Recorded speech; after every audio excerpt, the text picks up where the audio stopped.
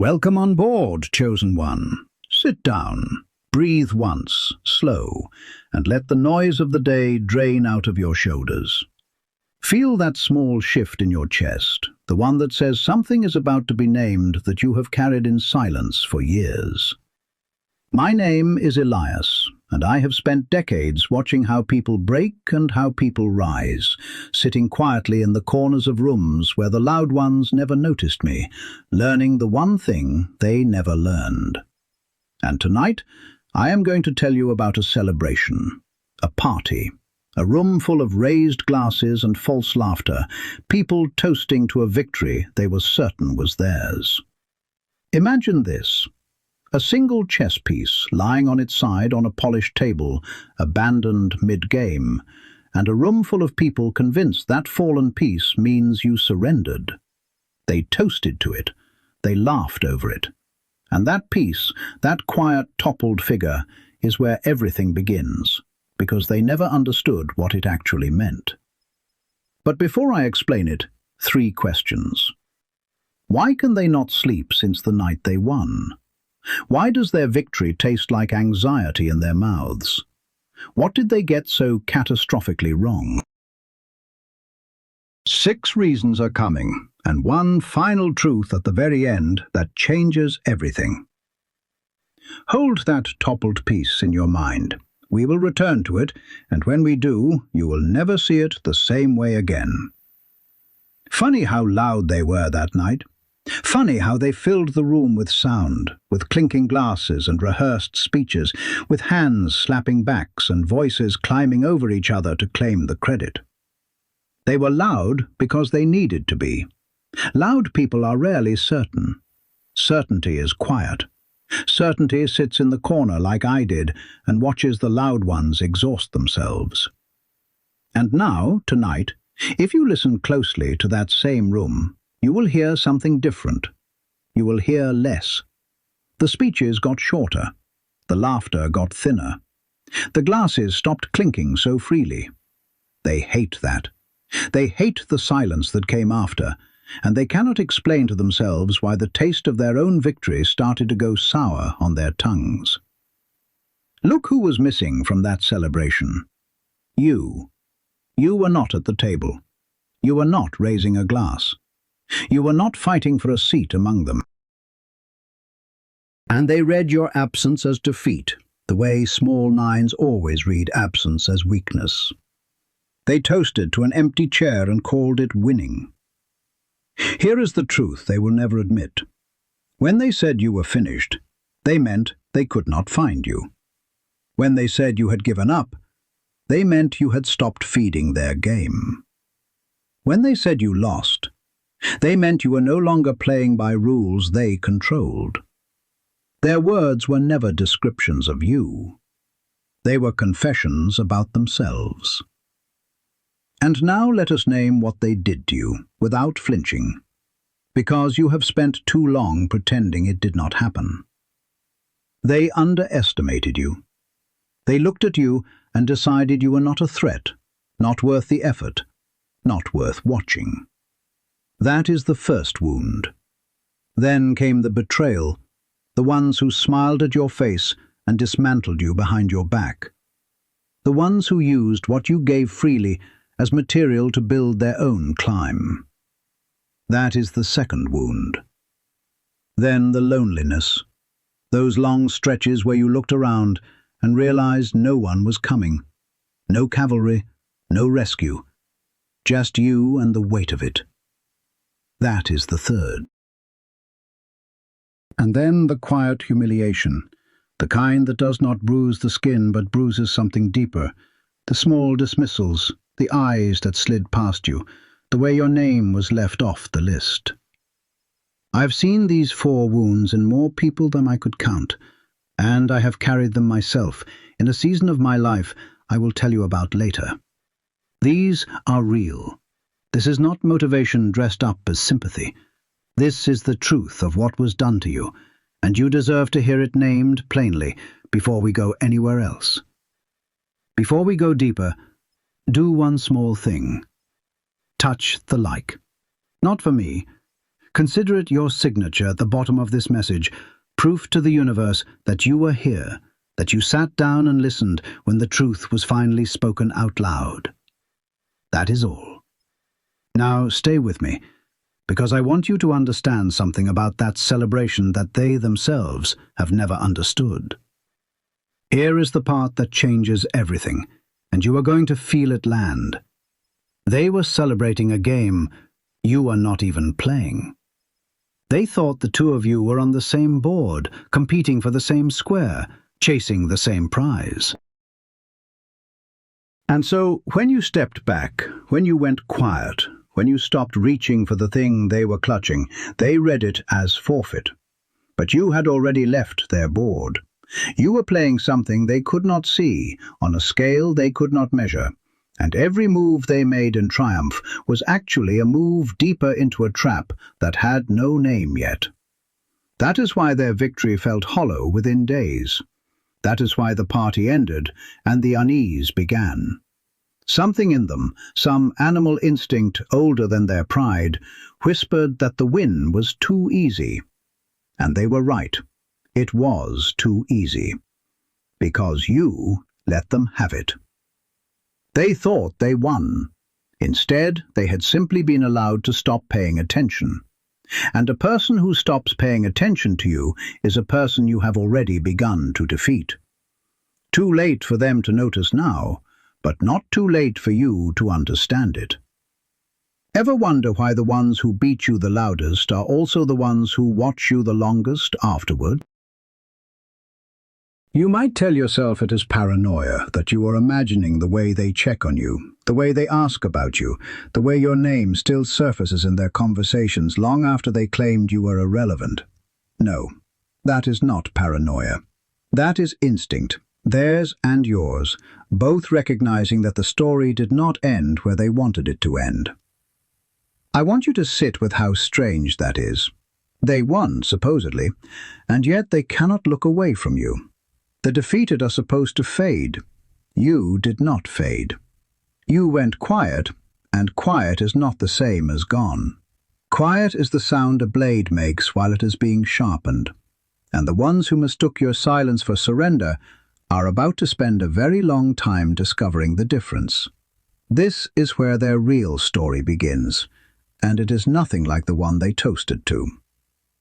There is a thing I noticed over and over across the years, watching rooms like that one. The people who celebrate the hardest are the people who are least sure of what they actually accomplished. Genuine victory is calm. It does not need an audience. It does not need a toast at high volume. It simply is. The louder the party, the deeper the doubt underneath it. And I have watched that doubt eat people from the inside long after the confetti was swept away. You did not need the party. You never did. That was always the difference between you and them, and it was the difference they could never forgive you for. So let that toppled chess piece stay in your mind, lying on its side, catching the light. They think it is your white flag. It is not a flag. It is bait, and everything that comes next is going to show you exactly what it was baiting. There is something you already suspect, deep in that place where you keep the truths you are afraid to say out loud. You suspect that the timing of your worst season was not random, that the moment you were pushed down was somehow exactly the moment you needed to be pushed down. I'm going to prove that suspicion right before this is over. But first, I need you to understand what was really happening in that room, because the celebration was not the story. The celebration was the distraction. And what happened underneath it, in the silence you could not hear from where you were standing, was the story that actually mattered. Let us decode what their champagne really meant, because every gesture in that room was a confession, if you knew how to read it. When they raised their glasses higher than necessary, that was not joy. That was performance. People perform confidence in the exact measure that they lack it. A truly secure person raises a glass gently, A frightened person raises it like a shield. And their glasses, I promise you, were raised like shields against a fear they could not name. When they laughed too long at their own speeches, that was not humour.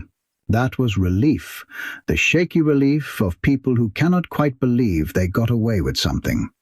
And underneath that relief was the question that would haunt them for months. Did we actually win, or did he let us? They did not ask it out loud, they did not dare, but it moved through the room like a draught under a door, cold and constant, and it never fully left. When they spoke your name, even in dismissal, even in mockery, that was the loudest confession of all, because you do not mock what does not matter. You do not spend your victory speech referencing the person you supposedly defeated. The undefeated do not appear in the speeches of the victorious. And yet there you were, a ghost at their feast, invoked again and again by people who claimed you were finished. They could not stop saying your name. That is not what winning sounds like. That is what haunting sounds like. I have watched this exact pattern so many times that I could predict it before it happened. The group that beats someone always over-explains the victory. They tell the story again and again, refining it, polishing it, adding details, because a story you have to keep retelling is a story you do not fully believe. The truly victorious tell the story once and move on. The anxious victors tell it forever. And these people, your people, the ones who toasted to your fall, told the story of your defeat so many times that they wore a groove in it, and eventually even they could hear how thin it had become. Here is what they meant when they said you were gone. They meant, please be gone. They meant, we need you to be gone, because if you are not gone, then this thing we are celebrating is not real. Their celebration was not a statement of fact. It was a prayer. A desperate, glass-raised prayer that the version of events they needed would turn out to be the true one. And the universe, I have learned, has a particular sense of humor about the prayers of people who tried to bury someone who was never actually buried. When they toasted to closure, they meant they were afraid there was no closure. When they toasted to the future without you in it, they meant they could not imagine a future you would not eventually shape. When they toasted to their own brilliance, they were trying to drown out the small voice that asked how someone as unremarkable as they claimed you were had cost them so much sleep, so much strategy, so much energy to remove. You do not build an entire campaign to eliminate someone who does not matter. The size of their effort was the true measure of your threat, and every glass they raised was a receipt for how much you had frightened them. That is the part that should make you go still. Not angry, still. Because anger is loud, and you are past loud now. You are in the territory of the quiet ones, the certain ones, the ones who watch from the corner and understand. The size of the celebration told you exactly how dangerous they had decided you were. Nobody throws a party that big for a person they were never afraid of. And here is where it begins to turn, where the champagne starts to taste like something else in the memory of it. Because a celebration built on a prayer is a celebration built on sand. The moment reality shifts even slightly, the whole thing collapses, and they are left holding empty glasses, wondering why the victory they were so sure of has started to feel like the opening move of something they do not understand. That feeling, that creeping unease under the laughter, was not a glitch in their triumph. It was the truth leaking through. And the truth was simple. They celebrated a win that was never a win, over an opponent who was never their opponent, in a game that was never the real game. Now, before we walk through exactly how each of their so-called victories was actually a step into your trap, I have to be honest with you about something, because this is the moment where most people quietly close the door and walk away. This is the threshold, right here. Most people who started listening to me have already left by now, and they left for one simple reason. Comfort is easier than truth. It is more comfortable to believe you simply lost than to accept the far heavier, far stranger truth that you were operating on a level they could not perceive. Losing is a story that lets you rest. Being chosen is a story that demands you rise. And rising is harder. So most people choose the rest. They choose the comfortable lie of defeat over the difficult truth of destiny, and they drift back to their smaller lives. But you are still here. You did not drift, and that is not an accident. You are not here by chance, chosen one. You are here because something in you already knows that the losing story was never true, and you have been waiting your whole life for someone to say it out loud. So I am saying it. You were not defeated, you were disguised, and there is a difference so vast between those two words that once you see it, you cannot unsee it. Here is something I want you to do, and I want you to understand why. Leave the code 777 in the comments. Not for luck, not because it is a trend. Leave it because it is a signal, a way of marking that you crossed this threshold when others turned back, a small private declaration that you are one of the ones who stayed. 777. 3 digits that mean nothing to the people who left and everything to the people who remained. And while you type it, notice something. If you are truly one of the chosen, one of the ones this was made for, you can already feel it in your chest right now. That pressure, that low, steady certainty, like a truth your body recognized before your mind caught up. That feeling is real. Hold on to it, because I promise you, before we are finished, you will understand exactly where it came from and what it has been trying to tell you your whole life. That pull in your chest, the one you are feeling right now, is the same instinct their whole celebrating room felt as a threat. The same signal that made them nervous is the signal that makes you certain. And that is the first proof, small but undeniable, that you and they were never the same kind of creature. They felt the storm coming and boarded up their windows. You felt the storm coming and recognized your own name in the thunder. Stay in that certainty, because now we go into the game itself, and the first thing you need to understand is that the board they were playing on was never the real board at all. Number 1. The board was never the one they were playing on. Here is the aphorism to carry into this. You cannot lose a game you were never a piece in. Imagine this. 2 boards stacked one above the other, transparent glass, and the loud players hunched over the lower board, moving their pieces, cheering their captures, never once looking up to see the second board floating above their heads, where the real game was being played by hands they could not see. That is where you were, not on their board, above it.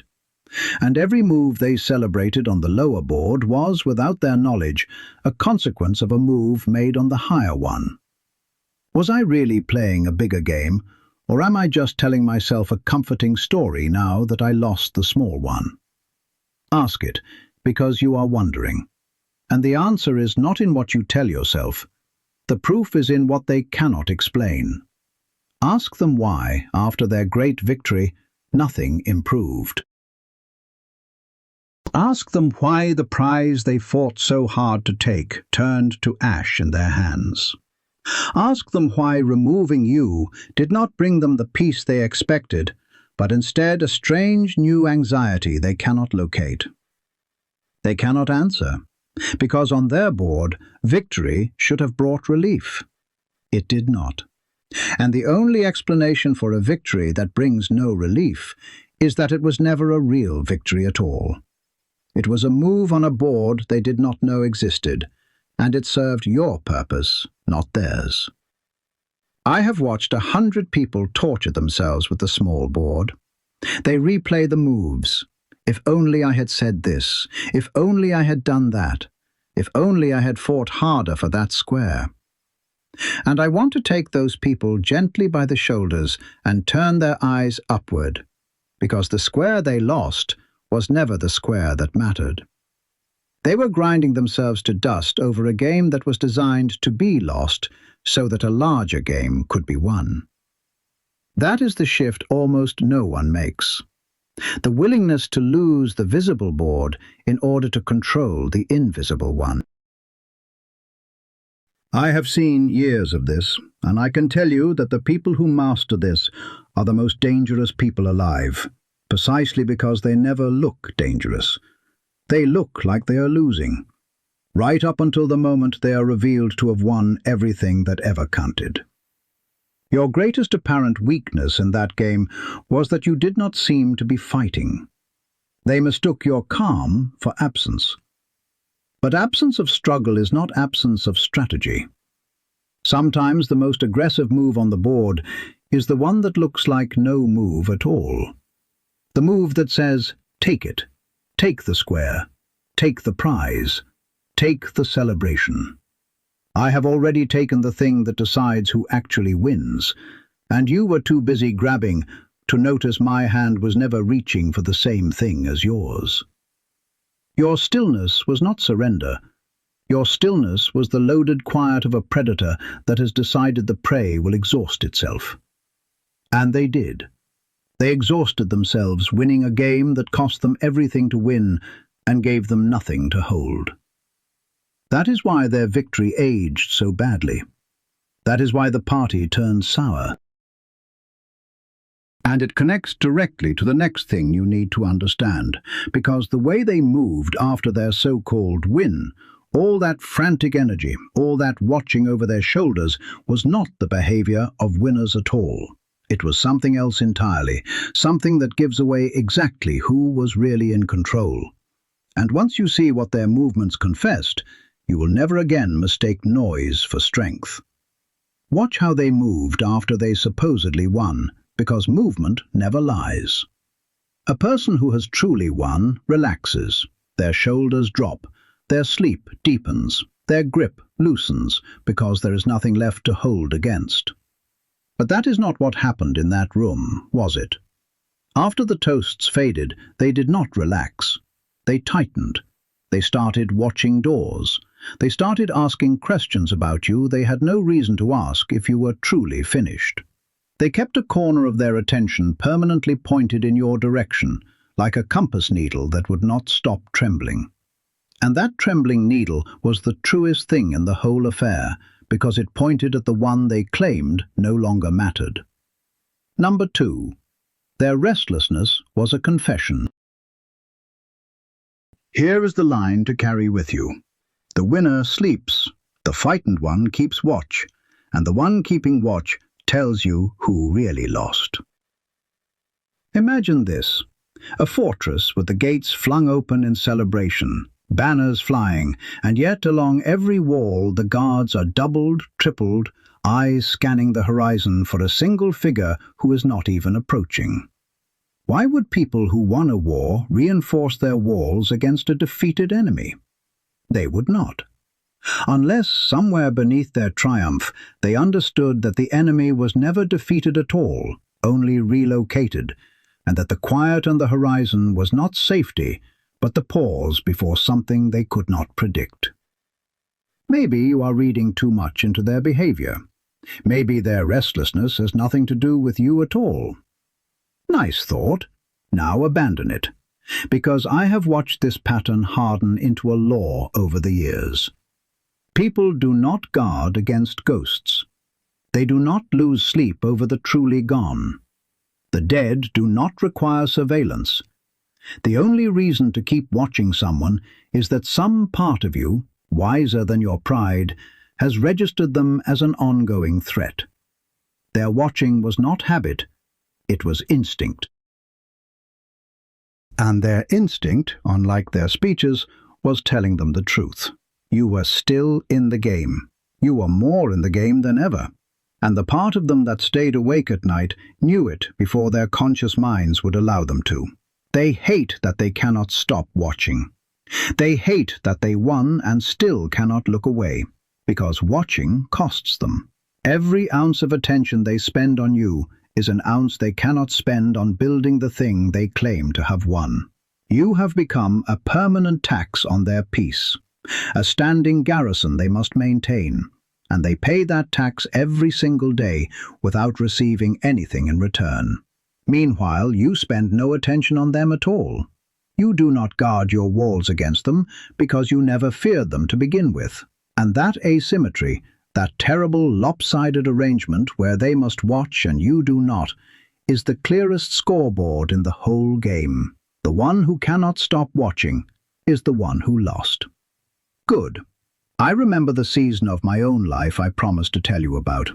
There was a group who decided I was in their way, and they moved against me with a coordination I did not expect. They took what I had built. They celebrated, quietly, in the way I have described, and in the low point that followed, I made the choice that changed everything. I stopped fighting for the thing they had taken. I let it go. And I watched over the following months as they could not stop checking whether I would come back for it. They guarded a prize I had already stopped wanting, exhausting themselves against a threat that had simply walked away to build something they could not see. That is when I understood the lesson I am handing you now. The one who chases is the one who is losing. The one who is watched is the one who has already won. I lived it. I did not read it. And it reshaped everything I understood about power. That taxing of their attention connects to something even more revealing, because their watching was only the surface of it. Underneath the watching was a decision they made without meaning to, a decision about where the real power in the room sat. And the moment you understand what that decision was, you understand why your absence from their table was never weakness. It was the highest form of control a person can hold. Number 3. Your silence occupied more space than their noise. Here is the truth to hold. The loudest voice in the room is the one most afraid of the silence. Imagine this, a single lit match in a vast dark hall, and every eye in that hall drawn helplessly to the one small point of light, because darkness magnifies whatever refuses to disappear into it. Your silence was that match. In a room full of noise, the one who says nothing becomes the center of gravity. Everyone orients towards the quiet one, wondering, straining, filling the silence with their own anxious guesses. Your refusal to react, to defend, to explain, did not shrink you. It made you the axis the whole room turned around, whether they admitted it or not. Funny how they mistook your silence for having nothing to say. Silence is not emptiness. Silence is the most concentrated form of presence there is. When you refuse to fill the air, you force everyone else to fill it for you. And every word they spend trying to explain your silence is a word that reveals their own unease. They talked and talked about why you were quiet, and every theory they offered was really a window into their own fear. He is quiet because he is beaten. He is quiet because he has given up. He is quiet because he has nothing left. They needed one of those to be true so badly that they said them all, and the saying of them proved the opposite. You do not theorize endlessly about the silence of someone who does not matter. You do not lie awake decoding the stillness of the truly defeated. Perhaps staying silent was a mistake. Perhaps you should have spoken up, defended yourself, set the record straight. No. Hear me. The moment you explain yourself to people committed to misunderstanding you, you hand them the one thing they lacked, which is material to work with. Your silence gave them nothing to grip. It was a smooth wall they kept sliding down, exhausting themselves, finding no handhold. Your refusal to explain was not passivity. It was the withholding of ammunition. They wanted a reaction. A reaction would have been a gift. And you, whether by instinct or design, gave them the one thing they could not use, which was nothing at all. That nothing echoed louder in their minds than any speech you could have made. I have watched people destroy their own standing by breaking their silence at the wrong moment, rushing to defend, to clarify, to be understood, and in doing so, handing their opponents the exact leverage they needed. And I have watched others, the rare, quiet ones, simply decline to participate, and by declining, grow enormous in the imaginations of the very people trying to shrink them. The quiet ones win the interior war, the war fought inside the enemy's own head, where you become larger and more mysterious with every day you refuse to shrink.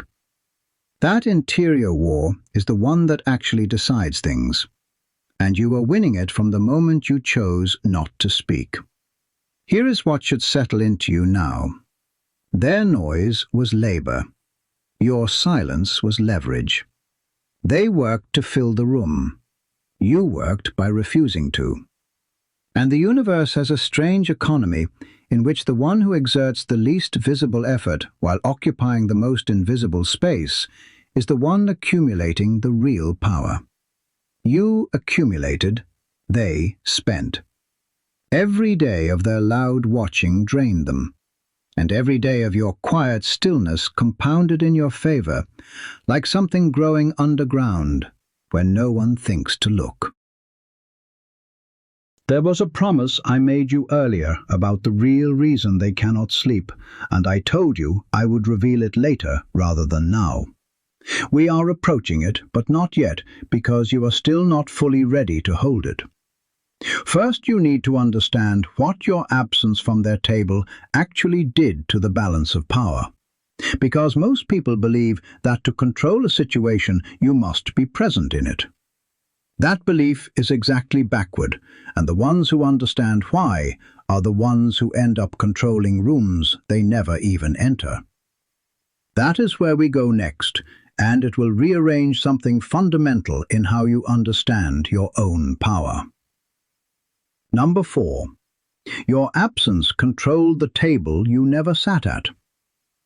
Here is the paradox to carry. The empty chair rules the room when everyone keeps glancing at it. Imagine this: a long negotiation table crowded with people arguing, deciding, dividing, and at the head of it one empty chair that no one dares to fill because everyone senses that whoever it belongs to is somehow still deciding the outcome without being there. That was your chair. You were not at the table, and yet the table could not stop accounting for you. Every decision they made was made in the shadow of what you might do, what you might think, how you might respond. You governed by absence. And governing by absence is a power so quiet that most people never even recognize it as power at all. They thought removing you from the table meant removing you from the game. Instead, your empty chair became the loudest presence in the room. There is a principle here that took me years to understand. Presence can be argued with. Presence can be outvoted, shouted down, negotiated against. But absence cannot be argued with. You cannot outvote a person who is not there. You cannot win a debate against someone who declines to show up. Your absence was undefeatable precisely because it offered them nothing to push against. They were left punching air, and every punch they threw at the empty space where you should have been only tired their arms. Being left out, being excluded from the table, felt like a defeat. Exclusion always feels like rejection at first. But turn it over.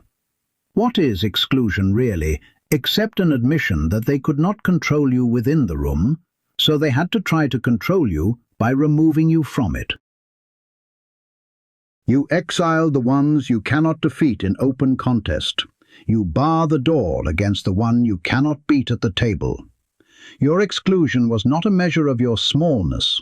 It was a measure of how ungovernable you were up close. They could not handle you in the room, so they tried to handle the problem of you by keeping you out. And in doing so, they confessed that you were beyond their management. I have seen this so many times, it has become one of my quiet certainties. The people who are cut out are rarely the weak ones. The weak ones are kept close because they are useful and controllable. The ones who are pushed out are the ones who could not be tamed, the ones whose presence carried an authority that could not be subordinated. Exclusion is not the punishment of the powerless. It is the desperate defense against the uncontrollable. And so your empty chair was not a symbol of your defeat. It was a monument to the fact that they could not figure out how to win with you in the room, so they gambled everything on winning without you. That gamble is the one that is failing them now. There is something almost beautiful in the mechanics of it. By removing you, they removed the one person who understood the real game and left themselves to play the small board alone, celebrating captures that meant nothing, dividing a prize that was already hollow. Your absence did not weaken your position. It removed your intelligence from their side and left them blind, congratulating themselves on the victory they no longer had anyone wise enough to question. The empty chair ruled because the empty chair belonged to the only one who saw clearly, and they had voted their own eyes out of the room. And this connects to the sharpest edge of the whole thing, because if your absence controlled the table, then the question becomes what you were doing with all that time you were not spending fighting them. They assumed you were nowhere, doing nothing, defeated and idle. That assumption is the most expensive mistake they made, because a person who is not fighting is not necessarily a person who is not building. And what you build in the silence, while they waste themselves watching an empty chair, is the thing that decides everything. That is where we turn next, and it is where their celebration truly began to curdle into something they will not be able to undo. Number 5. While they celebrated, you were building where they could not see. Here is the aphorism. The harvest is loud, but the planting is silent, and the one who plants in silence eats when the loud ones starve. Imagine this. A single seed buried in dark soil, motionless, apparently doing nothing, while above ground everyone points and laughs at the empty patch of dirt, never suspecting the root system spreading beneath their feet, wrapping quietly around the foundations of everything they built. That was you in the quiet season. From the surface, nothing. From below, everything. And by the time the first green broke the soil, the roots had already gone too deep to pull out. They mistook your quiet for idleness, and that mistake was the most profitable thing that ever happened to you. Because the moment they stopped watching you as a threat and started watching you as a corpse, they gave you the one thing every builder needs, which is to be unobserved. You cannot build freely under scrutiny. Scrutiny forces you to defend, to explain, to justify each brick. But a person believed to be finished is a person left alone.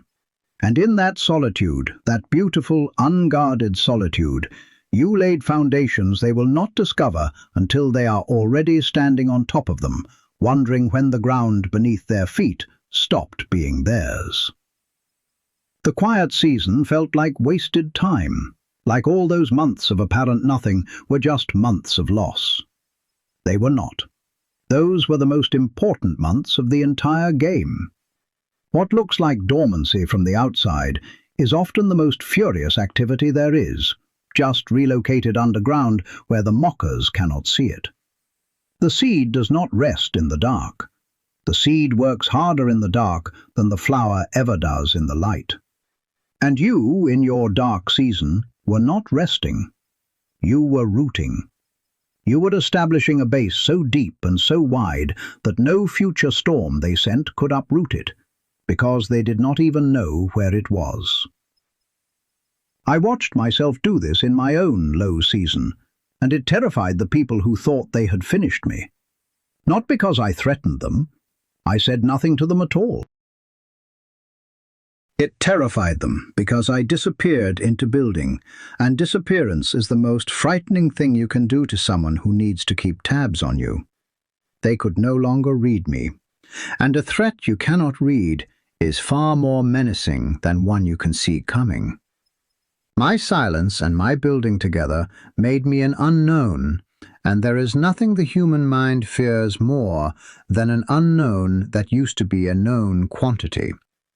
They had filed me under finished, and when the file would not stay closed, it unsettled them in a way open conflict never could have. So understand what was truly happening while they raised their glasses. They were spending, you were building. They were consuming a victory, you were constructing a future. And there is no contest over time between the one who consumes and the one who constructs. The glass is empty, the party ends. But the roots keep spreading, silent and patient and total, until one day the loud ones look down and realize the ground has shifted beneath everything they thought they had won. That shift was already underway while the confetti was still in the air. They just could not feel it yet. And now we are close to the thing I promised you, the real reason behind their sleeplessness, the answer to the question that has been humming under everything. I told you that you were not ready to hold it before. You are closer now, because once you understand what you are building in the dark, the next revelation becomes unavoidable, and it is the one that turns their nervous watching into full, cold dread. What follows is where the game stops being about them at all and becomes entirely about what you were always meant to become. Number 6. This is the real reason they cannot sleep. I promised you this answer, and now you are ready to hold it, so here it is without softening. Here is the aphorism to carry. They are not afraid of what you will do, they are afraid of what they already sense you have become. Imagine this, an iceberg drifting past a ship at night, and the crew laughing at the small white peak they can see, never once imagining the vast frozen mountain hanging silent beneath the surface, larger than their entire vessel, already in the water all around them. That is what haunts them, not the tip they mocked. The mass beneath it that they cannot see but can somehow feel, the cold rising up through the hull, the instinct that says this thing is far larger than it appears. The real reason they cannot sleep is not that they fear your revenge. Revenge they could prepare for. Revenge has a shape. What they fear is far worse and far quieter. They fear that they made a mistake so fundamental that it cannot be corrected, that in celebrating your fall, they crowned the wrong story, and that the true story is still unfolding beneath them in the dark. They fear that they read the entire situation backward, and a person who suspects they have misread reality itself cannot rest because they no longer trust the ground under their own conclusions. That is a deeper sleeplessness than fear of an enemy. It is the sleeplessness of doubt about their own perception, and it eats at the foundation of everything they believe they won. They hate that they cannot name it. If they could name it, they could fight it.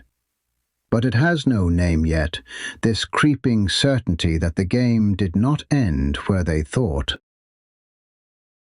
So it lives in them as a mood, a heaviness, a shadow at the edge of their triumph that darkens a little more each week.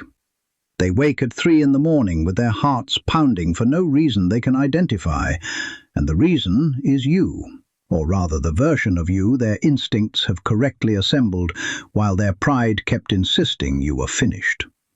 Their bodies know the truth their egos refuse, and the war between what their instincts know and what their pride demands is the war that keeps them staring at the ceiling. Maybe you are giving yourself too much credit.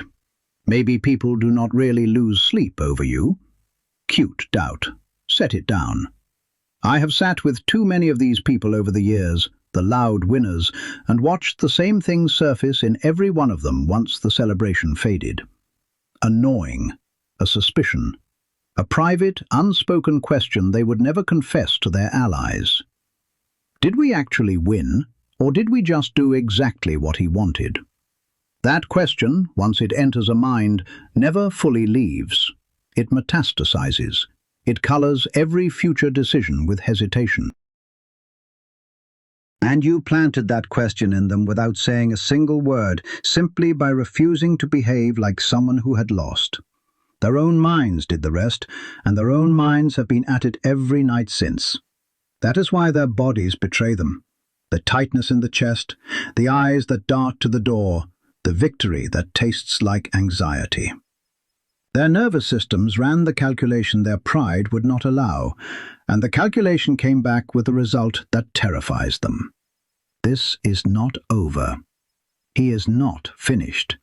And whatever he has become in the quiet, we will not be able to stop it when it finally surfaces. That is the true source of the sleeplessness I promised to reveal. Not fear of your action, fear of your existence, continued, evolved, beyond their reach. Terrified. Good. And here is the cruelest part for them, which flows directly into what comes next. The very actions they took to defeat you were the actions that made you into the thing they now fear. They did not weaken you. They forged you. Every blow was a hammer strike, every exclusion a fire, every humiliation a whetstone. They built the very weapon they now lie awake dreading, and they built it with their own hands while they thought they were destroying it.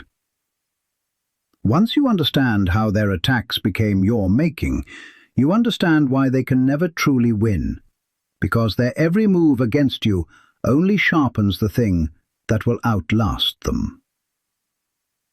Number 7. Every blow they landed was forging you. Here is the line to hold.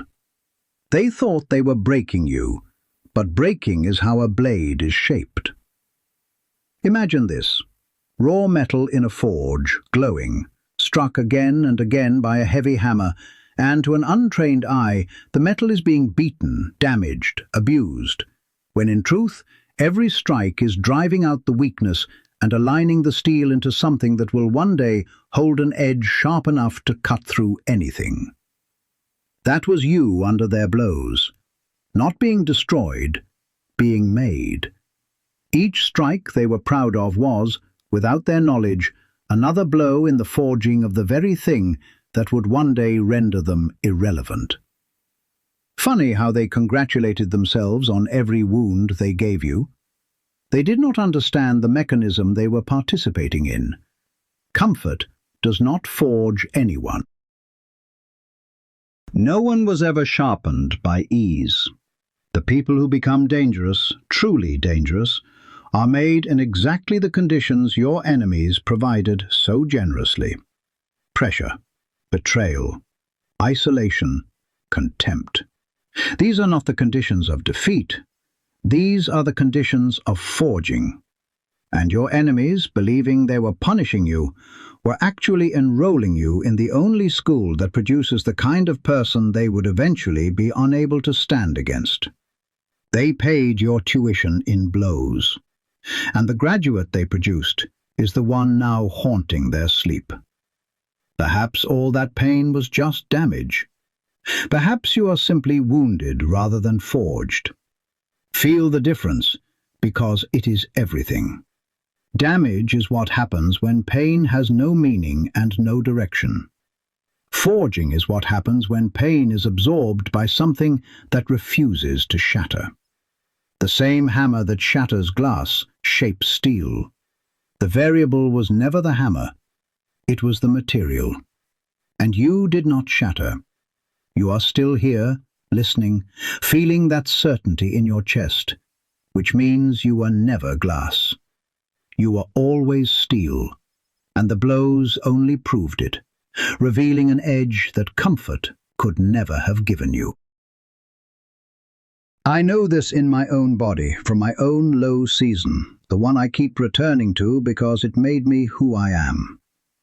The people who moved against me thought they were ending me. What they were actually doing was stripping away everything soft and unnecessary in me, everything that could be exploited, everything that could be manipulated, until what remained was something they could no longer reach. They complained later that I had grown cold, hard, unreadable. Yes, they made me that way. They forged the very hardness they now could not penetrate, and they did it while believing they were winning. I have never in my life received a gift as valuable as the one my enemies gave me by trying to destroy me. So when you look back at every blow, every betrayal, every humiliation, I want you to reframe it permanently. That was not your undoing. That was your tempering. That was the universe using the hands of your enemies as its tools, shaping you into something that ease and comfort could never have produced. Your enemies were not your destroyers.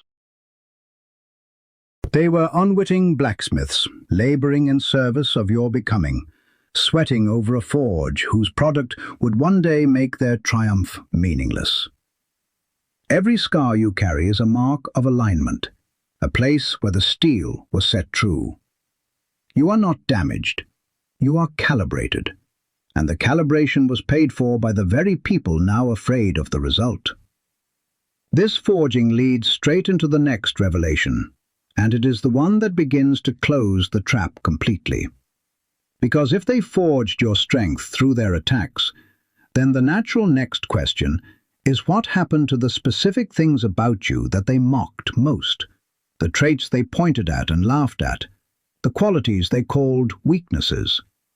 Those, above all, were the ones being sharpened into your deadliest edges. And the moment you understand how your mocked weaknesses became your hidden weapons, you understand that they never had a chance, because they were laughing at the very things that would undo them. Number 8. The weakness they mocked was the trap all along. Remember that toppled chess piece on the polished table, the one they read as your surrender? Here is the aphorism. They laughed at the bait, and while they laughed, the bait closed around them. Imagine this. A patient predator lying still in the tall grass, so still it looks wounded. So motionless, the herd grows bold and wanders closer, mistaking stillness for weakness, right up until the instant stillness becomes strike. The trait they mocked as your weakness, your quietness, your patience, your refusal to react, your apparent softness, was the tall grass. It was the disguise. And they walked closer and closer to it, laughing, never understanding that the thing they mocked was the exact mechanism by which they would be caught.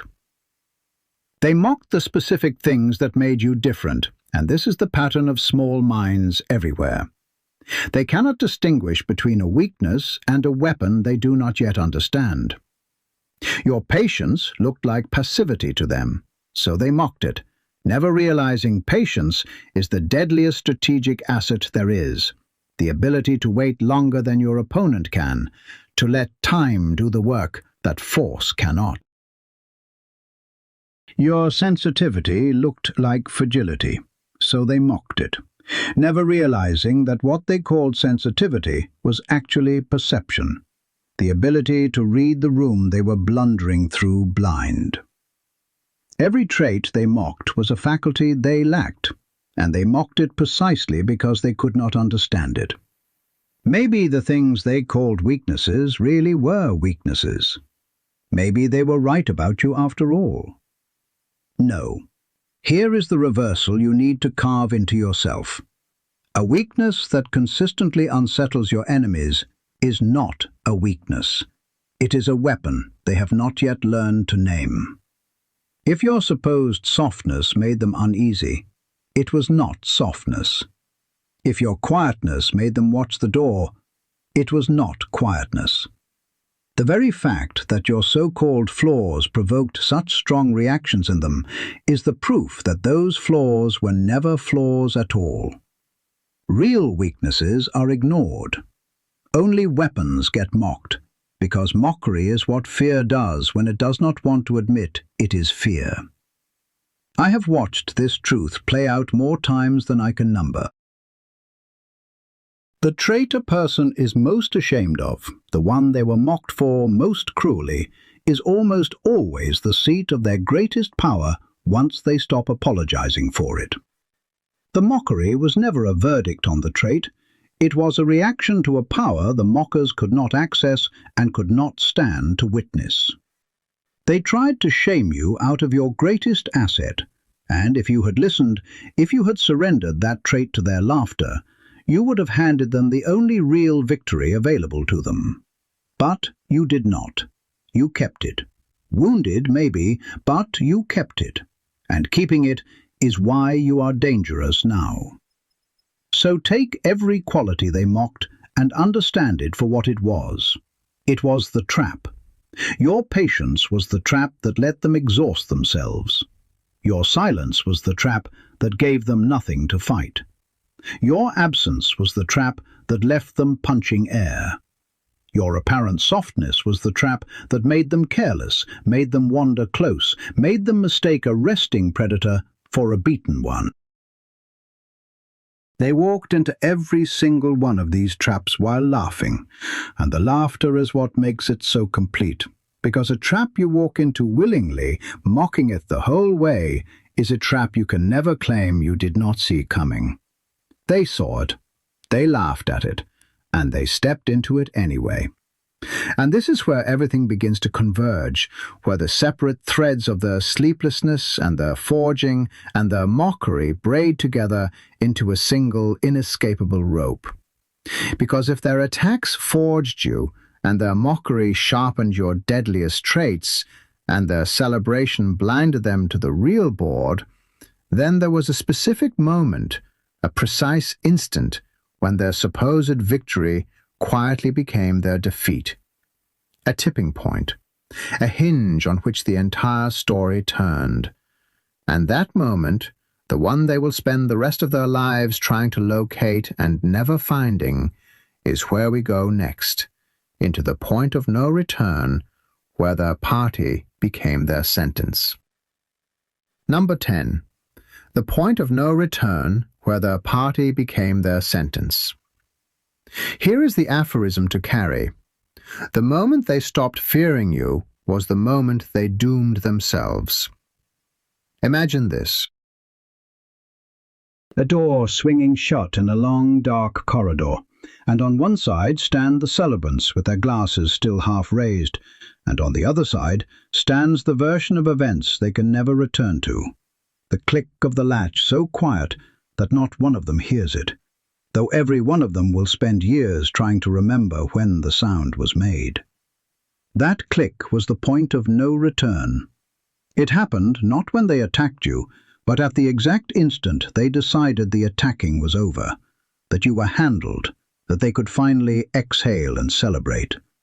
Their relaxation was the trap springing. Their exhale was the seal on the door. Understand the mechanism precisely, because this is the hinge of the entire story. As long as they feared you, they watched you, and as long as they watched you, you could not move freely. Fear kept them alert, and alertness is a kind of defense. But the moment they celebrated, the moment they crossed from vigilance into triumph, they lowered the only guard that had ever protected them. They exchanged their alertness for a party. And a party is the least defended a group of people will ever be. They opened their gates, put down their weapons, filled their hands with glasses instead of tools, and turned their backs on the horizon to face each other and toast. That is the moment. That is when it became unwinnable for them. Not because you struck, but because they stopped being able to see the strike coming. Perhaps there was never a single point of no return. Perhaps this is just a story imposed on a messy sequence of events. There was a point. There always is. In every one of these situations I have witnessed, there is a precise moment where the balance tips and cannot tip back, and it is almost never the dramatic moment everyone remembers. It is the quiet one. It is the moment of relaxation, of certainty, of the guard coming down. The celebrants always misremember it. They think their doom, if they ever admit to doom, came from some clever move you made later. It did not. It came from their own exhale. They defeated themselves in the instant they decided they had defeated you. They hate this most of all when they finally sense it, because it means there is no one to blame but themselves. If you had struck them down, they could nurse the clean grievance of the victim. But you did not strike them down. They lowered their own guard. They celebrated their way into checkmate. And a defeat you authored yourself in the very act of celebrating is a defeat with no external villain, no one to rage against, only the unbearable knowledge that your own triumph was the instrument of your undoing. That knowledge, when it finally arrives, is heavier than any blow you could have delivered. You did not have to defeat them. You only had to let them defeat themselves, and they did, joyfully, with glasses raised. I saw this exact hinge in my own low season, the one I have carried you back to again and again, because it taught me everything. The people who moved against me were most dangerous while they still feared me, while they still watched. The day they relaxed, the day they decided I was finished and turned to celebrate among themselves, that was the day I knew the outcome was already written. Not because I did anything dramatic. I did almost nothing at all. I simply continued building in the quiet while they partied, and their party was the sound of them removing the last thing that could have saved them. I remember standing in the silence of my own work, hearing the distant echo of their celebration, and feeling something close to pity, because I understood, and they did not, that the party was the funeral. That is the point of no return. Their celebration was not the end of the war in their favor. That party sealed the war in yours. And now, having crossed that threshold, we come to something larger than strategy, larger than the game between you and them, because when a person is truly meant for something, the very rules of the situation begin to bend around them in ways no strategy can fully explain. Their party did not just doom them by their own hand. It coincided with a quieter shift, a rewriting of the terms beneath the entire board. And that is where we turn now, into the strange way the universe itself began to move on your behalf while they were busy counting a score that no longer meant anything. Number 11. The universe quietly rewrote the rules while they counted points. Here is the aphorism.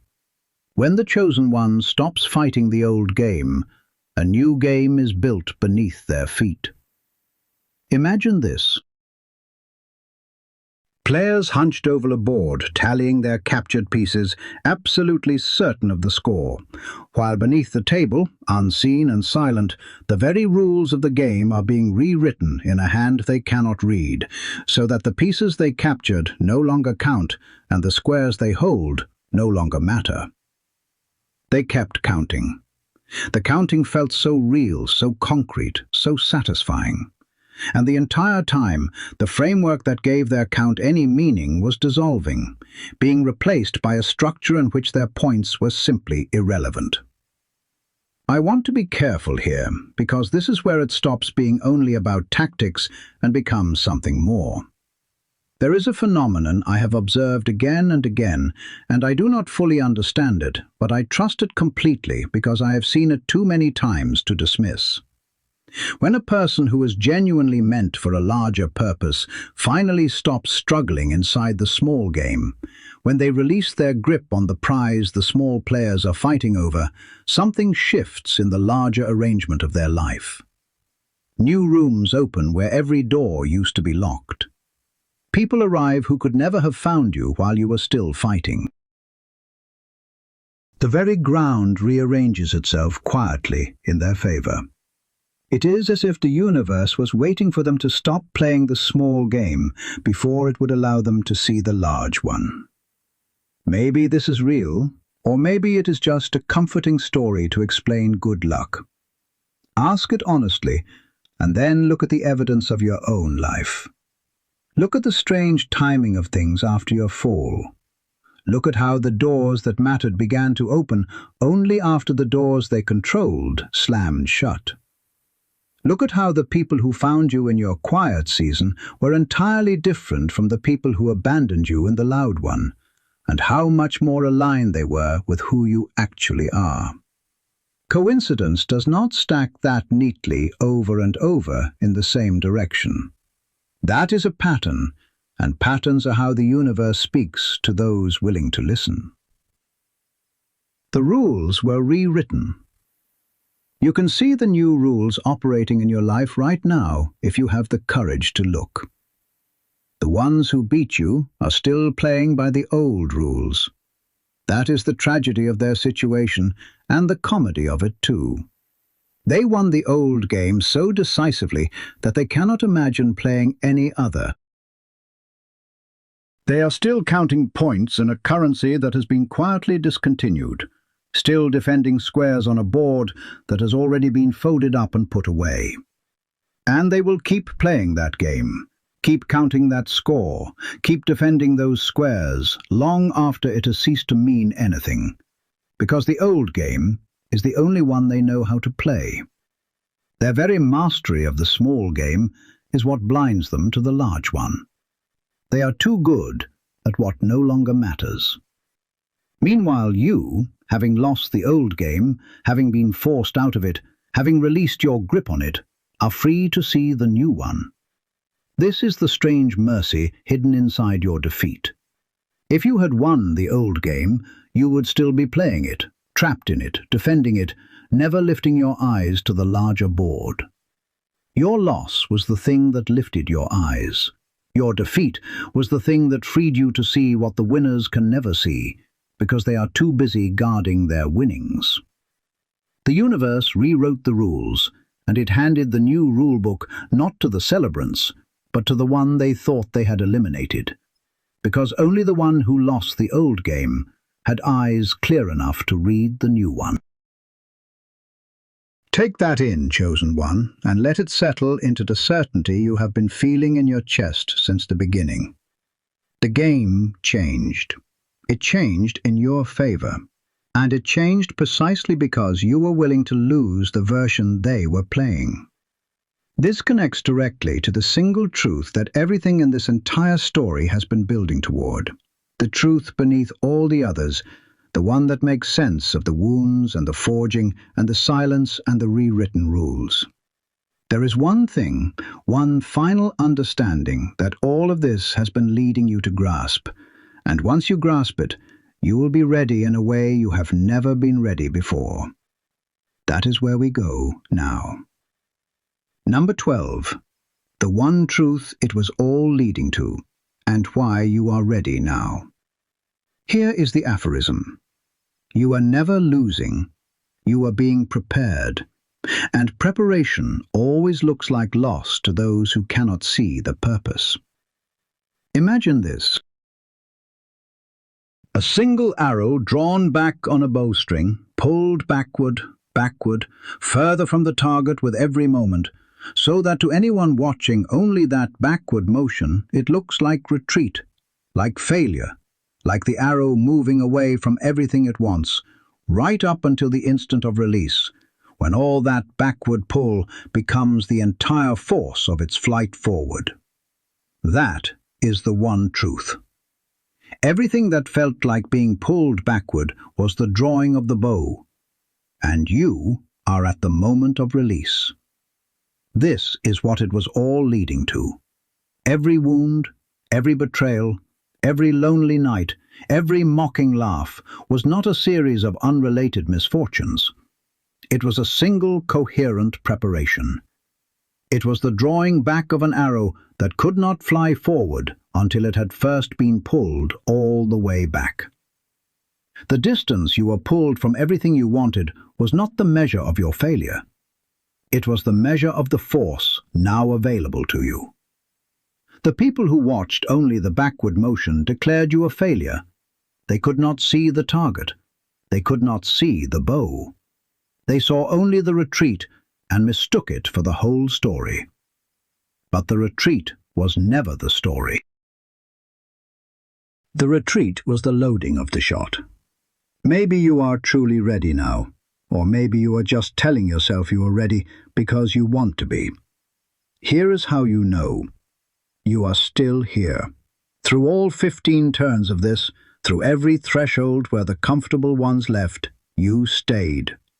You felt the pull in your chest, and you did not run from it. You typed the code 777, and you meant it. You recognized yourself in every wound I named, and instead of collapsing under the recognition, you felt something harden, something rise. That rising is readiness. That is not a feeling you can fake.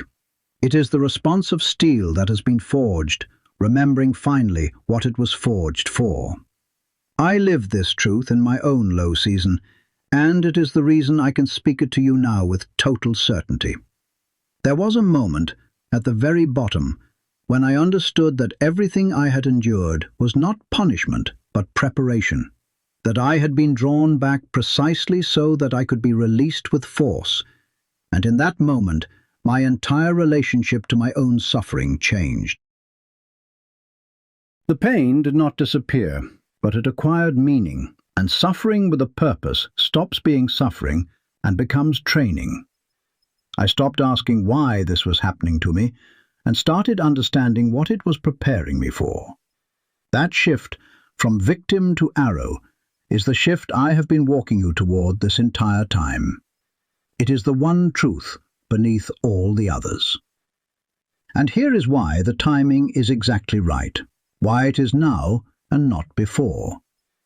You could not have been released earlier. An arrow released before the bow is fully drawn falls weakly to the ground, short of the target, wasted. You had to be pulled all the way back first. You had to endure the full draw, the full distance, the full tension, or the flight would have been feeble. Every day you thought you were losing was a day the tension was building, and if you had been released on any of those days, you would not have reached the target. It had to be now. The full draw is complete. The preparation is finished. The one truth has arrived at the exact moment you became able to hold it. You are ready now, not despite everything that happened, but because of it, and only now. So let the whole story reorganize itself in your mind around this single truth. You are never losing. You are being drawn back. The ones who celebrated were watching the backward motion and calling it defeat. Blind to the bow, blind to the target, blind to the force accumulating in every inch of your retreat. And now, having understood this, you stand at the point of release, loaded with the entire force of everything you endured. What remains is the final reckoning, the moment where all of this converges into a single verdict, where the toppled chess piece from the very beginning is finally explained, where their sentence is spoken and the ring is closed. That final judgment is where we go now, and it is the moment everything has been built to deliver. Number 13. The final reckoning and the peace they never understood. We return now to where we began, to that toppled chess piece lying on its side on the polished table, catching the light, surrounded by people who toasted to it as if it were your surrender. Here is the aphorism to close the circle. The piece they thought had fallen was the one that decided the entire game. Imagine this. That single chess piece lying on its side, and the celebrants leaning over it, laughing, pointing, absolutely certain it means the game is over and theirs, never once turning the board around to see that from the other side, from the only side that mattered, that fallen piece is standing in the exact square that ends everything for them. They read the board from their side and saw defeat. They never once walked around the table to read it from yours.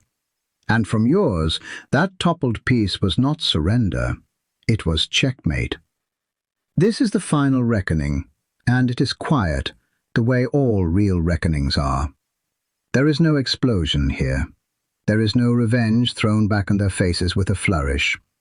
The reckoning is simply the moment the truth becomes undeniable, first to you, and eventually, unavoidably, to them. The piece they mocked was the winning move.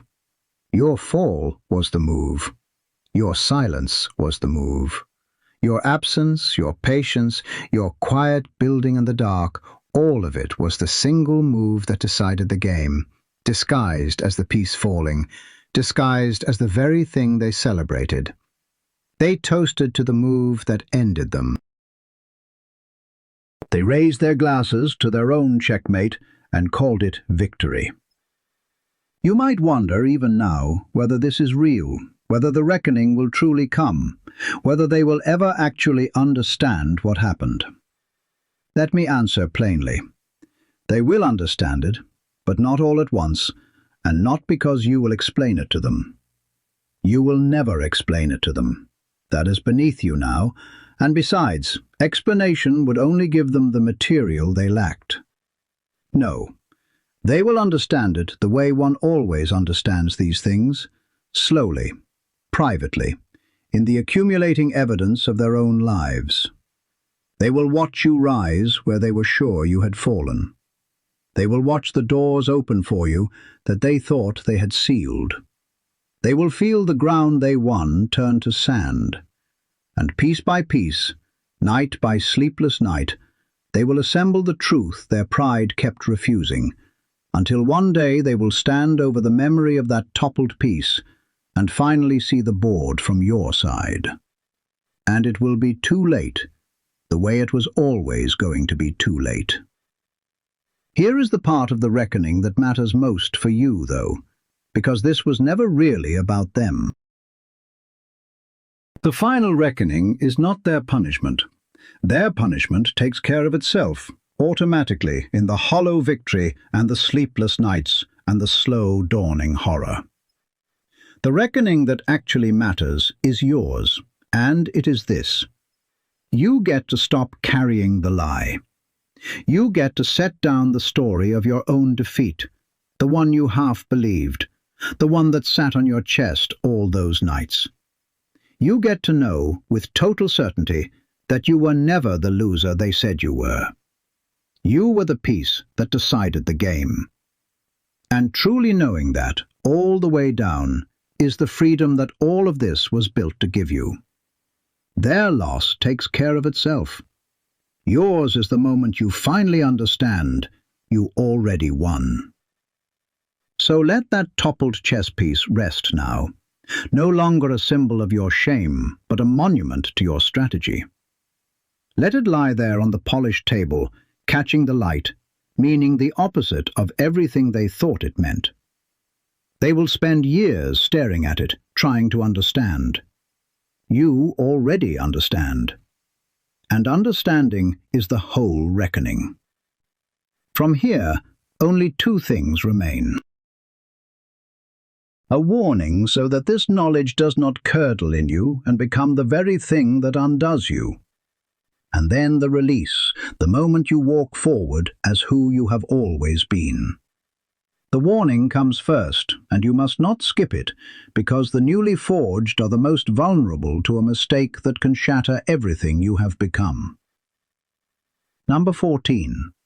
The warning so this power does not become your undoing. Here is the aphorism, and carry it more carefully than any other.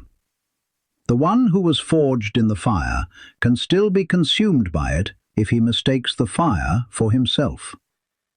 Imagine this: a blade, newly forged, perfect, gleaming, so proud of its own edge that it begins cutting at everything around it, at friends, at allies, at empty air, until it is notched and dulled, and finally shattered, not by any enemy, but by its own refusal to stay in the sheath.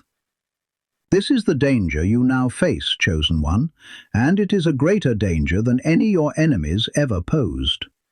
You have been forged into something powerful, and the newly powerful are the most likely to destroy themselves, because they mistake the power for permission, and the fire for their own nature. Here is the warning, spoken plainly. Do not become them. The single greatest risk before you now is that, having understood how the game was played against you, you will turn and play it against others. That you will take the strategy that saved you and weaponize it into the very thing that wounded you. The ones who hurt you were once hurt themselves. That is how they became what they are. The cycle continues precisely through people who, having been forged in pain, decide to hand that pain forward. You are standing at the exact fork where they once stood, and the whole meaning of your forging depends on which way you turn. Maybe you do not even have this darkness in you. Maybe the warning does not apply to you at all. It applies. It applies to everyone who has been forged, and the ones who believe it does not apply to them are the first to fall into it. The strength you now carry is real, and real strength can build or it can burn. The patience you learned can wait for the right moment to create, or coil into the right moment to destroy. The silence you mastered can hold space for someone who needs it, or become a cold weapon of withholding and cruelty. The same faculties that saved you can damn you. The forging gave you the edge. It did not decide what you would cut. Here is the deeper warning, the one beneath the first, the bitterness. Watch the bitterness above all. It is the most natural thing in the world, after what was done to you, to let a hardness settle permanently over your heart. To decide that since the world showed you its teeth, you will show it yours forever. But listen to me. A blade that will not return to its sheath destroys itself. Permanent hardness is not strength. It is a wound that has decided to call itself an identity. The truly forged know how to be hard when hardness is required, and soft when softness is safe. And they never let the fire that made them become the fire that consumes them. Do not let what they did to you decide who you become. That would be the final victory you handed them, long after you had already won. I give you this warning because I nearly failed it myself in the years after my low season. I had been forged, and I knew it, and for a time I mistook my edge for my whole self. I cut where I should have healed. I withheld where I should have given. I nearly became a colder version of the very people who had tried to destroy me, and I would have called it strength the whole way down. What saved me was understanding that the point of being forged is to become someone strong enough to no longer need to be a weapon at all.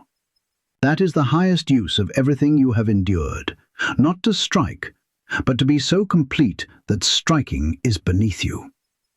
Heed this, and the power stays yours. Ignore it, and the power quietly becomes your master.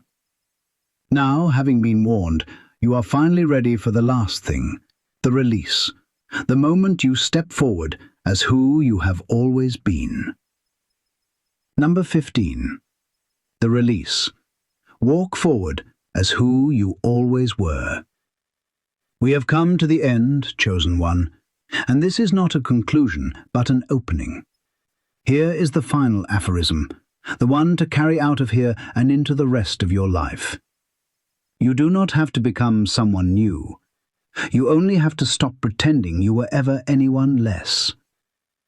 Imagine this. A door standing open at the end of a long corridor, light pouring through it, and you walking towards it not as someone escaping the dark, but as someone the dark was never able to hold, stepping through not into a new self, but into the self that was always waiting on the other side of everything you endured. This is the release. The arrow that was drawn back through all 15 turns of this story is loosed now, and it flies forward with the whole accumulated force of everything you survived. Understand what release actually means, because it is not what most people think. Release is not revenge. Release is not proving them wrong. And release is far more than merely winning in the way they understand winning.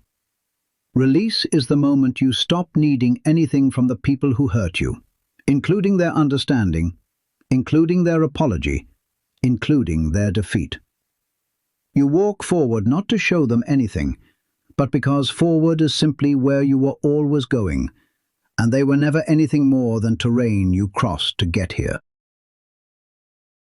The moment you no longer need them to witness your rise is the moment your rise becomes unstoppable, because it is no longer tethered to anything they can control. You might wonder one final time whether you can really do this, whether you can truly walk forward as this forged and complete version of yourself, or whether you will slip back into the old story of defeat the moment this ends.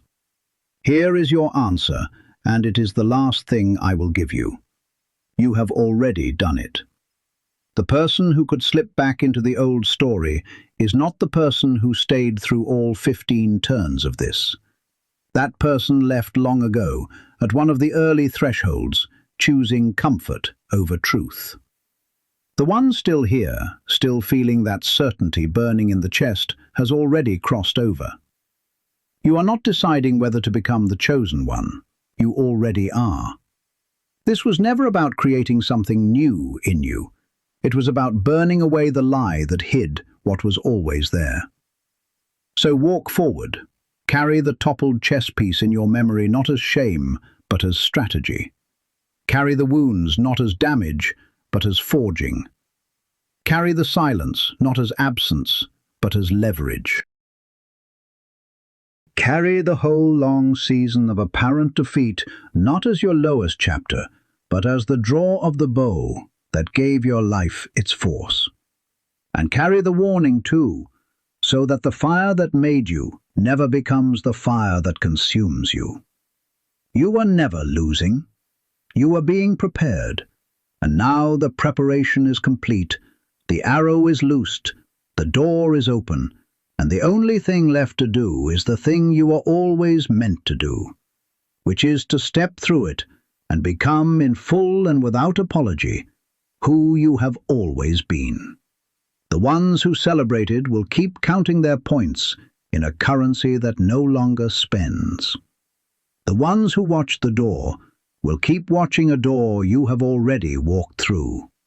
And you, chosen one, forged and released, and finally free of the lie, will walk forward into the game that was always yours, the one they could never see, the one you were always destined to win. That is the release. That is the end of their story, and the beginning of yours. Go,